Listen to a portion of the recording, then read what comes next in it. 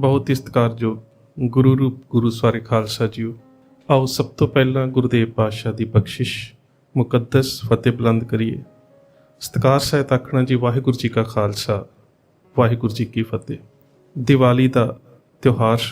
ਆਉਣ ਵਾਲਾ ਹੈ। ਮੂਲ ਰੂਪ ਦੇ ਵਿੱਚ ਸੰਸਕ੍ਰਿਤ ਦੇ ਸ਼ਬਦ ਦੀਪ ਤੋਂ ਬਣਿਆ ਸ਼ਬਦ ਦੀਪਾਵਲੀ, ਅਤੇ ਪੰਜਾਬੀ ਦੇ ਵਿੱਚ ਅਸੀਂ ਦੀਪ ਨੂੰ ਦੀਵਾ ਉਚਾਰਨ ਕਰਦੇ ਹਾਂ ਅਤੇ ਸ਼ਬਦ ਦੀਵਾਲੀ। ਕੁਦਰਤਨ ਸਾਰੇ ਹੀ ਇਸ ਭਾਰਤ ਦੇਸ਼ ਦੇ ਵਿੱਚ ਇਹ ਤਿਉਹਾਰ ਮਨਾਇਆ ਜਾਂਦਾ ਹੈ। ਵੱਖ-ਵੱਖ ਧਰਮਾਂ ਨੇ ਵੱਖ-ਵੱਖ ਤਰੀਕੇ ਦੇ ਨਾਲ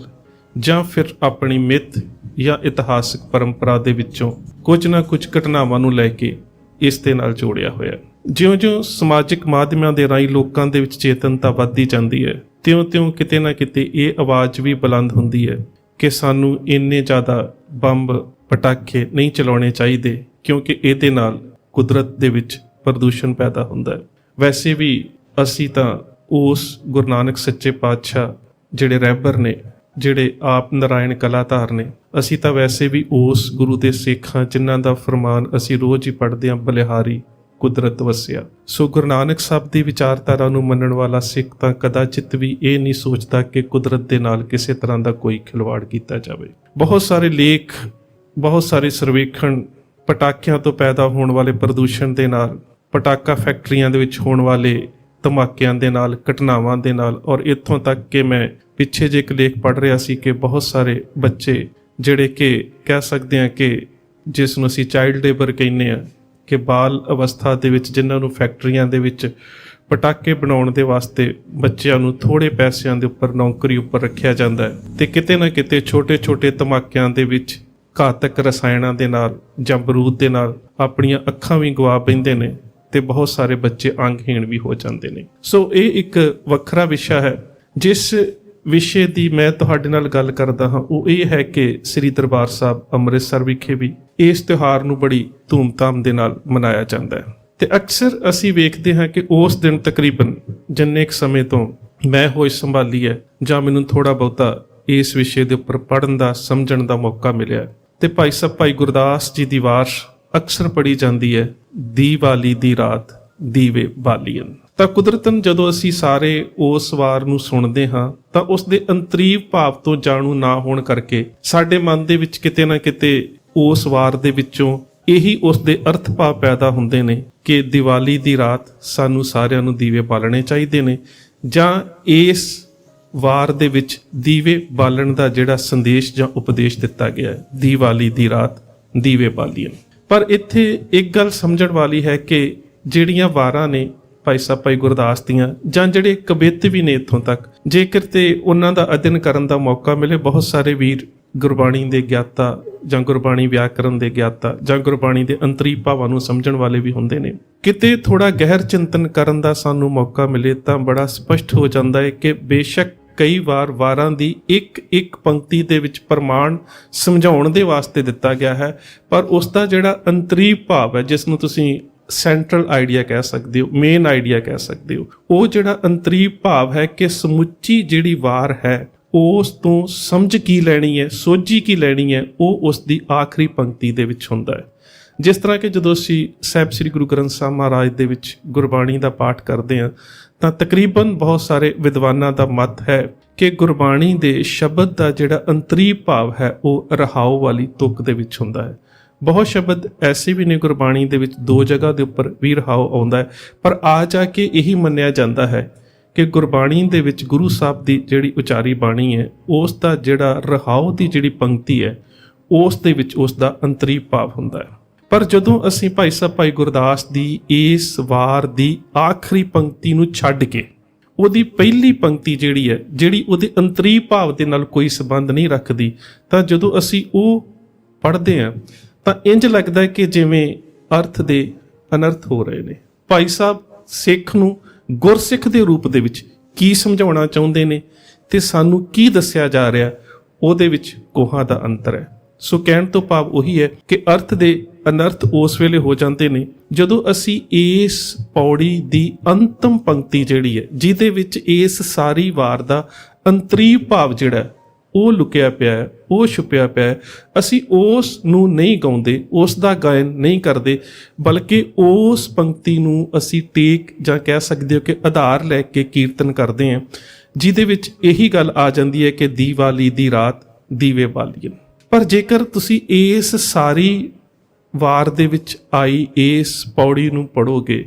ਤਾਂ ਤੁਸੀਂ ਸਮਝੋਗੇ ਕਿ ਇਹਦੇ ਵਿੱਚ ਦੋ ਚੀਜ਼ਾਂ ਨੂੰ ਬੜੀ ਅਹਿਮੀਅਤ ਦਿੱਤੀ ਗਈ ਹੈ। ਇੱਕ ਤਾਂ ਨਾਸ਼ਵਾਨ ਤੇ ਜਾਂ ਛਿਣ ਪਲ ਦੇ ਵਿੱਚ ਜਿਨ੍ਹਾਂ ਦੀ ਜਿਹੜੀ ਹੋਂਦ ਹੈ ਜਾਂ ਜਿਹੜਾ ਅਕਸ ਹੁੰਦਾ ਹੈ ਜਾਂ ਸਾਡੀ ਦਿਮਾਗ ਦੇ ਵਿੱਚ ਜਿਹੜੀ ਇਮੇਜ ਕ੍ਰੀਏਸ਼ਨ ਬਣੀ ਹੁੰਦੀ ਹੈ, ਉਹ ਬਹੁਤ ਜਲਦੀ ਜਿਹੜੀ ਹੈ ਉਹ ਖਤਮ ਹੋ ਜਾਂਦੀ ਹੈ। ਤੇ ਸਦੀਵੀ ਆਨੰਦ ਅਤੇ ਸ਼ਾਂਤੀ ਦੇ ਵਾਸਤੇ ਭਾਈ ਸਾਹਿਬ ਭਾਈ ਗੁਰਦਾਸ ਨੇ ਇੱਥੇ ਗੁਰਮੁਖ ਤੇ ਆਮ ਮਨੁੱਖ ਦੀ ਜਿਹੜੀ ਮਾਨਸਿਕ ਅਵਸਥਾ ਹੈ ਉਸ ਦਾ ਬੜਾ ਕਹਿ ਸਕਦੇ ਹੋ ਕਿ ਵਿਸਥਾਰ ਸਹਿਤ ਜ਼ਿਕਰ ਕੀਤਾ ਹੈ। ਸੋ ਭਾਈ ਸਾਹਿਬ ਭਾਈ ਗੁਰਦਾਸ ਇਸ ਪੰਕਤੀ ਦੇ ਵਿੱਚ ਕਹਿਣਾ ਕੀ ਚਾਹੁੰਦੇ ਨੇ? ਉਹ ਕਹਿੰਦੇ ਦੀਵਾਲੀ ਦੀ ਰਾਤ ਦੀਵੇ ਬਾਲੀਏ। ਜਿਸ ਤਰ੍ਹਾਂ ਦੀਵਾਲੀ ਦੀ ਰਾਤ ਲੋਕਾਂ ਦੇ ਵੱਲੋਂ ਦੀਵੇ ਬਾਲੇ ਜਾਂਦੇ ਨੇ, ਹੁਣ ਉਹ ਰੌਸ਼ਨੀ ਹਮੇਸ਼ਾ ਨਹੀਂ ਰਹਿੰਦੀ, ਉਹ ਉਸੇ ਤਰ੍ਹਾਂ ਹੀ ਰੌਸ਼ਨੀ ਗਵਾਚ ਜਾਂਦੀ ਹੈ, ਲੁਪਤ ਹੋ ਜਾਂਦੀ ਹੈ ਜਾਂ ਫਿਰ ਅੰਧੇਰਾ ਹੋ ਜਾਂਦਾ ਹੈ, ਜਿਵੇਂ ਤਾਰੇ ਜਾਤ ਸਨਾਤ ਅੰਬਰ ਪਾਲੀਨ। ਹੁਣ ਸਨਾਤ ਸ਼ਬਦ, ਤਾਰੇ ਅਸਮਾਨ ਵਿਚਲੇ ਤਾਰੇ, ਸਨਾਤ ਸ਼ਬਦ ਗੁਰਬਾਣੀ ਦੇ ਵਿੱਚ ਕਈ ਅਰਥਾਂ ਦੇ ਰੂਪ ਦੇ ਵਿੱਚ ਆਇਆ, ਪਰ ਮੂਲ ਰੂਪ ਦੇ ਵਿੱਚ ਜੇਕਰ ਸਮਝਣਾ ਹੋਵੇ ਤਾਂ ਪਹਿਲਾ ਹੈ ਸੰਕੀਰਨ ਜਾਤੀ। ਸਨਾਤ ਨਾਨਕ ਨਾਵੈ ਬਾਝ ਸਨਾਤ, ਕਿ ਨਾਮ ਤੋਂ ਬਿਨਾ ਮਨੁੱਖ ਸੰਕੀਰਨ ਜਾਤੀ ਦਾ ਹੈ ਜਾਂ ਨੀਵੀਂ ਜਾਤੀ ਦਾ ਹੈ। ਸੋ ਇਸ ਸ਼ਬਦ ਤੋਂ ਇਹ ਵੀ ਤਕਰੀਬਨ ਸਪਸ਼ਟ ਹੋ ਜਾਂਦਾ ਹੈ ਕਿ ਕੋਈ ਜਾਤ ਕਰਕੇ ਉੱਚਾ ਨੀਵਾਂ ਨਹੀਂ ਹੈ। ਜਿਹੜਾ ਉਸ ਪਰਮਾਤਮਾ ਦੇ ਨਾਮ ਦੇ ਨਾਲ ਜੁੜਿਆ ਹੈ ਉਹ ਉੱਚਾ ਹੈ, ਤੇ ਨਾਮ ਤੋਂ ਬਾਅਦ ਜਿਹੜਾ ਨਾਮ ਜਿਹਦੇ ਹਿਰਦੇ 'ਚ ਨਹੀਂ ਵਸਿਆ ਉਹ ਜਿਹੜਾ ਸਨਾਤ ਹੈ, ਭਾਵ ਕਿ ਉਹ ਸੰਕੀਰਨ ਜਾਤੀ ਦਾ ਹੈ। ਦੂਸਰਾ ਇਸ ਦਾ ਜਿਹੜਾ ਅਰਥ ਹੈ ਉਹ ਸੰਸਕ੍ਰਿਤ ਦੇ ਵਿੱਚੋਂ ਹੈ, ਜਿਸ ਦਾ ਭਾਵ ਹੈ ਸਨਾਤਾ, ਸੋਹਣਾ ਤੇ ਨਹਾਤਾ ਹੋਇਆ, ਭਾਵ ਕਿ ਜਦੋਂ ਕੱਪੜੇ ਨੂੰ ਧੋਤਾ ਜਾਂਦਾ ਹੈ ਤਾਂ ਉਸ ਕਿਸੇ ਵੀ ਮੈਲੇ ਦੇ ਕੱਪੜੇ ਦੇ ਉੱਪਰੋਂ ਜਦੋਂ ਸਾਰੇ ਦਾਗ ਸਾਫ਼ ਹੋ ਜਾਂਦੇ ਨੇ ਤੇ ਉਸ ਨੂੰ ਕਿਹਾ ਜਾਂਦਾ ਹੈ ਸਨਾਤ, ਭਾਵ ਕਿ ਬਹੁਤ ਹੀ ਚੰਗੇ ਤਰੀਕੇ ਦੇ ਨਾਲ ਧੋਤਾ ਹੋਇਆ ਬਸਤਰ ਜਾਂ ਤਨ, ਜਿਸ ਦੇ ਉੱਪਰੋਂ ਸਾਰੇ ਜਿਹੜੇ ਦਾਗ ਆ ਉਹ ਲੱਥ ਗਏ ਹੋਣ। ਅਗਲੀ ਗੱਲ ਉਹ ਕਰਦੇ ਨੇ ਫੁੱਲਾਂ ਦੀ ਬਾਗਾਤ ਚੁਣ ਚੁਣ ਚਾਲੀਨ। ਫੁੱਲ ਖਿੜਦੇ ਨੇ ਬਾਗ ਦੇ ਵਿੱਚ, ਬਗੀਚੇ ਦੇ ਵਿੱਚ ਅਸੀਂ ਜਾਂਦੇ ਹਾਂ, ਬੜੇ ਸੋਹਣੇ ਲੱਗਦੇ ਨੇ, ਪਰ ਉਹ ਫੁੱਲਾਂ ਦਾ ਜਿਹੜਾ ਖਿੜਨਾ ਹੈ ਉਹ ਹਮੇਸ਼ਾ ਨਹੀਂ ਰਹਿੰਦਾ,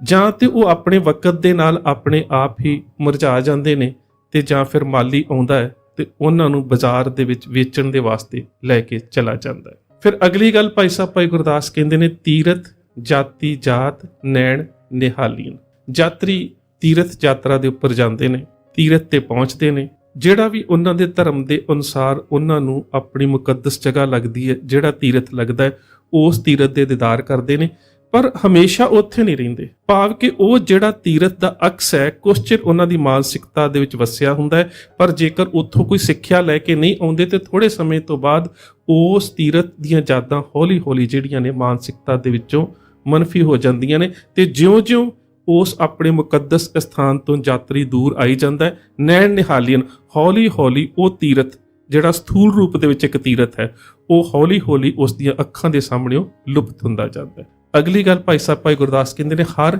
ਚੰਦਿਓਰੀ ਝਾਤ ਵਸਾਏ ਉਚਾਲੀਨ। ਹਰ ਚੰਦਿਓਰੀ ਅੰਗਰੇਜ਼ੀ ਦੇ ਵਿੱਚ ਤੁਸੀਂ ਸਰਚ ਕਰਨਾ ਹੋਵੇ ਤਾਂ ਮਿਰਾਸ, ਸਪੈਲ ਮੈਂ ਕਰ ਦਿੰਦਾ MIRAGE। ਇੱਕ ਐਸਾ ਕਹਿ ਸਕਦੇ ਹੋ ਕਿ ਕਾਲਪਨਿਕ ਅਕਸ ਜਿਹੜਾ ਰੇਗਿਸਤਾਨ ਦੇ ਵਿੱਚ ਜਾਂ ਸਮੁੰਦਰ ਦੇ ਕੰਢੇ ਤੇ ਪਈ ਧੁੰਦ ਦੇ ਨਾਲ ਜਿਹੜਾ ਆਕਾਸ਼ ਦੇ ਵਿੱਚ ਪੈਦਾ ਹੁੰਦਾ, ਜਿਸ ਨੂੰ ਜਦੋਂ ਉਹ ਰੇਤ ਦੇ ਵਿੱਚ ਕਈ ਵਾਰੀ ਇੰਜ ਲੱਗਦਾ ਹੈ ਕਿ ਬਹੁਤ ਸਾਰਾ ਕੋਈ ਪਾਣੀ ਦਾ ਸੋਮਾ ਹੈ, ਉਸ ਦੇ ਵਿੱਚ ਹਰਿਆਲੀ ਵੀ ਹੈ, ਉਸ ਦੇ ਵਿੱਚ ਪਹਾੜ ਵੀ ਹੈ। ਦਰਅਸਲ ਉਹ ਉੱਥੋਂ ਦੀਆਂ ਹਵਾਵਾਂ ਦੇ ਕਰਕੇ ਇੱਕ ਤਰ੍ਹਾਂ ਦੇ ਨਾਲ ਅਕਸ ਪੈਦਾ ਹੁੰਦਾ ਹੈ, ਜਿਸ ਨੂੰ ਮ੍ਰਿਗ ਤ੍ਰਿਸ਼ਨਾ ਵੀ ਕਿਹਾ ਜਾਂਦਾ ਹੈ। ਇਸੇ ਤਰ੍ਹਾਂ ਕਈ ਵਾਰੀ ਸਮੁੰਦਰ ਦੇ ਕੰਢੇ ਉੱਪਰ ਪਈ ਜਿਹੜੀ ਧੁੰਦ ਹੁੰਦੀ ਹੈ ਉਹਦੇ ਵਿੱਚੋਂ ਜਦੋਂ ਸੂਰਜ ਦੀਆਂ ਹਲਕੀਆਂ ਕਿਰਨਾਂ ਜਿਹੜੀਆਂ ਲੰਘਦੀਆਂ ਨੇ, ਇਸ ਦਾ ਜ਼ਿਕਰ ਸਰਦਾਰ ਕਾਹਨ ਸਿੰਘ ਨਾਭਾ ਹੁਣਾਂ ਨੇ ਕਰਨਲ ਜੇਮਸ ਟਾਡ ਦਾ ਹਵਾਲਾ ਦੇ ਕੇ ਕੀਤਾ ਹੈ, ਜਿਨ੍ਹਾਂ ਨੇ ਰਾਜਪੂਤਾਨੇ ਦੇ ਇਤਿਹਾਸ ਦੇ ਉੱਪਰ ਕਾਫੀ ਖੋਜ ਕੀਤੀ। ਉਹ ਕਹਿੰਦੇ ਨੇ ਕਿ ਜੇਮਸ ਟਾਡ ਤਾਂ ਇੱਥੋਂ ਤੱਕ ਲਿਖਦਾ ਹੈ ਕਿ ਮੈਂ ਸਮੁੰਦਰੀ ਜਹਾਜ਼ ਦੇ ਵਿੱਚ ਆ ਰਿਹਾ ਸੀ ਤਾਂ ਜਦੋਂ ਮੈਂ ਆਕਾਸ਼ ਦੇ ਵਿੱਚ ਇੱਕ ਇਸ ਤਰ੍ਹਾਂ ਦੀ ਬਣਤਰ ਵੇਖੀ ਕਿ ਜਿਵੇਂ ਆਕਾਸ਼ ਦੇ ਵਿੱਚ ਕੋਈ ਇੱਕ ਸ਼ਹਿਰ ਵਸਿਆ ਹੋਵੇ, ਇਸ ਤਰ੍ਹਾਂ ਦਾ ਅਕਸ ਜਿਹੜਾ ਉਹ ਮੈਨੂੰ ਨਜ਼ਰ ਆ ਰਿਹਾ ਸੀ। ਤਾਂ ਮੈਂ ਤਾਂ ਜਹਾਜ਼ ਦੇ ਵਿੱਚ ਰੌਲਾ ਪਾ ਦਿੱਤਾ ਕਿ ਰੋਕ ਲਵੋ, ਪਰ ਮੈਨੂੰ ਜਹਾਜ਼ ਦਾ ਜਿਹੜਾ ਕੈਪਟਨ ਸੀ ਉਸਨੇ ਸਮਝਾਇਆ ਕਿ ਨਹੀਂ, ਇਹ ਅਕਸਰ ਹੋ ਜਾਂਦਾ ਹੈ ਕਿ ਸਮੁੰਦਰ ਦੇ ਕੰਢੇ ਇਵੇਂ ਦੇ ਅਕਸ ਜਿਹੜੇ ਨੇ ਸਾਨੂੰ ਨਜ਼ਰ ਆਉਂਦੇ ਨੇ, ਪਰ ਜਿਉਂ-ਜਿਉਂ ਸੂਰਜ ਦੀਆਂ ਕਿਰਨਾਂ ਤੇਜ਼ ਹੁੰਦੀਆਂ ਨੇ, ਉਹਨਾਂ ਦੀ ਤਪਸ਼ ਵੱਧਦੀ ਹੈ, ਇਹ ਜਿਹੜੇ ਅਕਸ ਹੁੰਦੇ ਨੇ ਹੌਲੀ-ਹੌਲੀ ਆਪਣੇ ਆਪ ਖਤਮ ਹੋ ਜਾਂਦੇ ਨੇ। ਸੋ ਭਾਈ ਸਾਹਿਬ ਭਾਈ ਗੁਰਦਾਸ ਕਹਿੰਦੇ ਨੇ ਕਿ ਹਰ ਚੰਦਿਆਉਰੀ ਝਾਤ, ਹਰ ਚੰਦਿਆਉਰੀ ਉਹਦੀ ਜਿਹੜੀ ਕਹਿ ਸਕਦੇ ਹੋ ਕਿ ਝਾਤ ਹੈ, ਜਿਹੜੀ ਸਾਨੂੰ ਉਹ ਨਜ਼ਰ ਆਉਂਦੀ ਹੈ, ਵਸਾਏ ਉਚਾਲੀਨ ਬੜੀ ਉੱਚੀ ਨਜ਼ਰ ਆਉਂਦੀ ਹੈ, ਪਰ ਉਹ ਵੀ ਸਦੀਵੀ ਨਹੀਂ ਰਹਿੰਦੀ। ਵੈਸੇ ਜੇਕਰ ਤੁਸੀਂ ਇਸ ਸਾਰਾ ਜਿਸ ਨੂੰ ਅੰਗਰੇਜ਼ੀ ਦੇ ਵਿੱਚ ਮਿਰਾਜ ਕਿਹਾ ਜਾਂਦਾ ਹੈ, ਜੇਕਰ ਤੁਸੀਂ ਇਸ ਨੂੰ ਭਾਰਤੀ ਮਿੱਥ ਜਾਂ ਇਤਿਹਾਸਕ ਪਰੰਪਰਾ ਦੇ ਵਿੱਚ ਪੜ੍ਹਨ ਦਾ ਯਤਨ ਕਰੋਗੇ, ਸਮਝਣ ਦਾ ਯਤਨ ਕਰੋਗੇ, ਤਾਂ ਉਹਦੇ ਵਾਸਤੇ ਇੱਕ ਵੱਖਰੀ ਜਿਹੜੀ ਕਹਾਣੀ ਉਹ ਸਿਰਜੀ ਹੋਈ ਹੈ ਕਿ ਜਿਹੜਾ ਰਾਜਾ ਤ੍ਰਿਸ਼ੰਕੂ ਸੀ, ਉਸ ਦਾ ਪੁੱਤਰ ਹਰੀਸ਼ਚੰਦਰ, ਜਿਸ ਨੂੰ ਬਹੁਤ ਜ਼ਿਆਦਾ ਨਿਆਂ ਵਾਲਾ ਜਾਂ ਚੰਗਾ ਇਨਸਾਫ ਕਰਨ ਵਾਲਾ, ਚੰਗੇ ਨੈਤਿਕ ਗੁਣਾਂ ਵਾਲਾ ਰਾਜਾ ਜਿਹੜਾ ਹਰੀਚੰਦ ਜਾਂ ਹਰੀਸ਼ਚੰਦਰ ਗਿਣਿਆ ਜਾਂਦਾ ਹੈ। ਕਹਿੰਦੇ ਕਿ ਉਹ ਆਪਣੇ ਸ਼ਹਿਰ ਦੇ ਸਾਰੇ ਨਗਰ ਵਾਸੀਆਂ ਸਮੇਤ ਸਵਰਗ ਦੇ ਵਿੱਚ ਚਲਾ ਗਿਆ, ਤੇ ਸਵਰਗ ਦੇ ਵਿੱਚ ਜਾ ਕੇ ਨਾਰਦ ਮੁਨੀ ਨੇ ਉਸ ਨੂੰ ਕੁਝ ਕਹਿ ਦਿੱਤਾ, ਤੇ ਜਦੋਂ ਨਾਰਦ ਮੁਨੀ ਨੇ ਕੁਝ ਉਸ ਨੂੰ ਕਿਹਾ ਤਾਂ ਉਹਦੇ ਮੁਖਾਰਬਿੰਦ ਚੋਂ ਜਾਂ ਉਹਦੇ ਮੂੰਹ ਚੋਂ ਸੁਭਾਵਕ ਹੀ ਇਵੇਂ ਦੀਆਂ ਗੱਲਾਂ ਨਿਕਲੀਆਂ ਜਿਨ੍ਹਾਂ ਤੋਂ ਉਸ ਦਾ ਜਿਹੜਾ ਅਹੰਕਾਰ ਹੈ ਉਹ ਪ੍ਰਗਟ ਹੁੰਦਾ ਸੀ, ਤੇ ਉਸ ਨੂੰ ਸਵਰਗ ਦੇ ਵਿੱਚੋਂ ਕੱਢ ਦਿੱਤਾ ਗਿਆ। ਜਦੋਂ ਉਹ ਸਵਰਗ ਤੋਂ ਹੇਠਾਂ ਨੂੰ ਆ ਰਿਹਾ ਸੀ ਜ਼ਮੀਨ ਵੱਲ, ਤਾਂ ਉਸ ਵੇਲੇ ਉਹਦੇ ਮਨ ਦੇ ਵਿੱਚ ਆਇਆ ਕਿ ਮੇਰੇ ਕੋਲ ਗਲਤੀ ਹੋ ਗਈ ਹੈ, ਤੇ ਅੱਧ ਵਿਚਕਾਰ ਹੀ ਉਸ ਨੇ ਪਰਮਾਤਮਾ ਦੇ ਸਾਹਮਣੇ ਆਪਣੀ ਗਲਤੀ ਦਾ ਪ੍ਰਾਸ਼ਚਿਤ ਕੀਤਾ, ਤੇ ਉਹ ਜਿਹੜੀ ਨਗਰੀ ਸੀ ਉੱਥੇ ਦੀ ਉੱਥੇ ਰੁਕ ਗਈ। ਸੋ ਜਦੋਂ ਇਹ ਜਿਹੜਾ ਮਿਰਾਸ ਇੱਥੇ ਕੁਝ ਇਲਾਕਿਆਂ ਦੇ ਵਿੱਚ ਨਜ਼ਰ ਆਉਂਦਾ ਸੀ, ਤਾਂ ਉਸ ਨੂੰ ਇਹ ਕਿਹਾ ਜਾਂਦਾ ਸੀ ਜਾਂ ਲੋਕਾਂ ਨੂੰ ਇਹ ਕਹਿ ਕੇ ਸਮਝਾਇਆ ਜਾਂਦਾ ਸੀ ਕਿ ਹਰੀ ਚੰਦਿਆਉਰੀ, ਭਾਵ ਕਿ ਹਰੀ ਚੰਦ ਦਾ ਉਹ ਨਗਰ ਹੈ ਜਿਹੜਾ ਸਵਰਗ ਦੇ ਵਿੱਚ ਚਲਾ ਗਿਆ ਸੀ ਤੇ ਹੁਣ ਉੱਥੋਂ ਵਾਪਸੀ ਦੇ ਉੱਪਰ ਆਉਂਦਾ ਹੋਇਆ ਰਸਤੇ ਦੇ ਵਿੱਚ ਟਿਕ ਗਿਆ ਹੈ। ਸੋ ਇਸ ਤਰ੍ਹਾਂ ਦੇ ਨਾਲ ਭਾਈ ਸਾਹਿਬ ਭਾਈ ਗੁਰਦਾਸ ਸਮਝਾਉਂਦੇ ਨੇ ਸਾਨੂੰ ਕਿ ਜਿਸ ਤਰ੍ਹਾਂ ਅਸਮਾਨ ਦੇ ਵਿੱਚੋਂ ਤਾਰੇ ਜਿਹੜੇ ਨੇ ਉਹ ਸੂਰਜ ਚੜ੍ਹਨ ਦੇ ਨਾਲ ਲੁਪਤ ਹੋ ਜਾਂਦੇ ਨੇ, ਫੁੱਲ ਜਿਹੜੇ ਨੇ ਉਹ ਬਾਗ ਦੇ ਵਿੱਚੋਂ ਖਤਮ ਹੋ ਜਾਂਦੇ ਨੇ, ਤੀਰਥ ਯਾਤਰੀ ਦੀ ਅੱਖਾਂ ਦੇ ਸਾਹਮਣੇ ਉਹ ਤੀਰਥ ਦਾ ਜਿਹੜਾ ਅਕਸ ਹੈ ਉਹ ਹੌਲੀ-ਹੌਲੀ ਖਤਮ ਹੋ ਜਾਂਦਾ ਹੈ।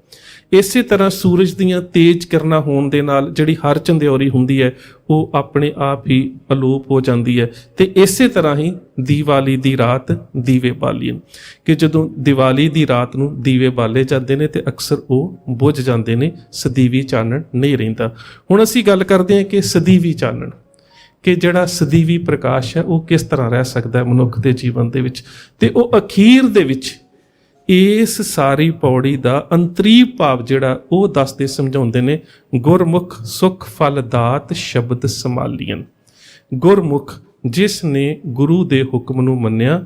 ਤੇ ਸ਼ਬਦ ਦੀ ਵਿਚਾਰ ਕੀਤੀ, ਉਸ ਨੇ ਆਪਣੀ ਝੋਲੀ ਦੇ ਵਿੱਚ ਸੁੱਖਾਂ ਦੀ ਦਾਤ ਜਿਹੜੀ ਆ ਉਹ ਪਾ ਲਈ, ਜਿਹੜੀ ਸਦੀਵੀ ਤੌਰ ਦੇ ਉੱਪਰ ਥਿਰ ਹੈ। ਸੋ ਇਸ ਕਰਕੇ ਕਿਤੇ ਨਾ ਕਿਤੇ ਇਸ ਤਰ੍ਹਾਂ ਦੀ ਕਹਿ ਸਕਦੇ ਹੋ ਕਿ ਸਾਡੇ ਸਾਹਮਣੇ ਇਹ ਜਿਹੜੀਆਂ ਗੱਲਾਂ ਨੇ ਉਹ ਸਿਰਜ ਦਿੱਤੀਆਂ ਜਾਂਦੀਆਂ ਨੇ। ਤੇ ਦੀਵਾਲੀ ਦੇ ਉੱਪਰ ਵੀ ਤਕਰੀਬਨ ਇਸੇ ਤਰ੍ਹਾਂ ਹੁੰਦਾ ਹੈ ਕਿ ਸਾਡੇ ਜਿਹੜੇ ਕੀਰਤਨੀ ਜਥੇ ਨੇ ਉਹ ਸ਼ਬਦ ਪੜ੍ਹਦੇ ਵੀ ਨਹੀਂ, ਤੇ ਮੈਂ ਵੇਖਿਆ ਬਹੁਤ ਸਾਰੇ ਮੰਚਾਂ ਦੇ ਉੱਪਰ ਕੀਰਤਨ ਦਰਬਾਰ ਦੇ ਦੌਰਾਨ ਜਾਂ ਸਮਾਗਮਾਂ ਦੇ ਦੌਰਾਨ ਪ੍ਰਬੰਧਕ ਸਾਹਿਬਾਨ ਦੇ ਵੱਲੋਂ ਵੀ ਦੀਵਾਲੀ ਦੀ ਰਾਤ ਨੂੰ ਇਹੀ ਮੰਗ ਕੀਤੀ ਜਾਂਦੀ ਹੈ ਕਿ ਇਹ ਸ਼ਬਦ ਪੜ੍ਹਿਆ ਜਾਵੇ ਜ਼ਰੂਰ, ਦੀਵਾਲੀ ਦੀ ਰਾਤ ਦੀਵੇ ਬਾਲੀਏ। ਬੇਸ਼ੱਕ ਸ਼ਬਦ ਪੜ੍ਹਿਆ ਜਾਂਦਾ ਹੈ, ਸੰਗਤ ਦੀ ਵੀ ਸੁਣਨ ਦੇ ਵਿੱਚ ਉਤਸੁਕਤਾ ਹੁੰਦੀ ਹੈ, ਮੰਗ ਹੁੰਦੀ ਹੈ, ਪਰ ਜੇਕਰ ਅਸੀਂ ਇਸ ਸ਼ਬਦ ਦਾ ਅੰਤਰੀਵ ਭਾਵ ਵੇਖਦੇ ਹਾਂ ਤਾਂ ਉਹ ਇਸ ਦੀਵਾਲੀ ਦੀ ਰਾਤ ਦੇ ਨਾਲ ਕਿਤੇ ਵੀ ਮੇਲ ਨਹੀਂ ਖਾਂਦਾ। ਉਹ ਤੇ ਹੈ ਕਿ ਗੁਰਮੁਖ ਸੁਖ ਫਲ ਦਾਤ ਸ਼ਬਦ ਸੰਭਾਲੀਨ। ਸੋ ਗੁਰੂ ਕਿਰਪਾ ਕਰੇ ਅਸੀਂ ਇੰਨੀਆਂ ਛੋਟੀਆਂ ਜਿਹੜੀਆਂ